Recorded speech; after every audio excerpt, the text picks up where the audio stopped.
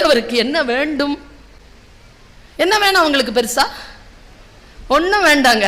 கிட்ட வந்து உட்காந்து 10 நிமிஷம் பேசுனா போதுங்க பெரியவங்களுக்கு, வேற எதுவுமே வேணாம். அவர்களுடைய மிகப்பெரிய வலிய தனிமை தானேயா.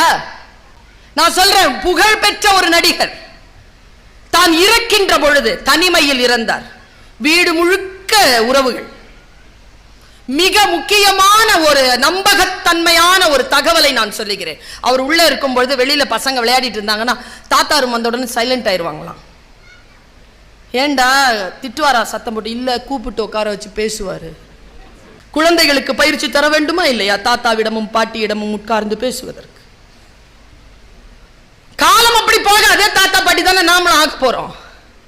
எவ்வளவு காலம் இருக்குன்னு நினைச்சுக்கீங்க? புத்தகம் எனக்கு இதை சொல்லி தருகிறது. என்னுடைய 65 ஆண்டுகளுக்கு பிறகான என்னுடைய வாழ்க்கையை எவ்வளவு கவனமாக நான் வடிவமைத்துக் கொள்ள வேண்டும் என்று புத்தகம் எனக்கு சொல்லி தருகிறது.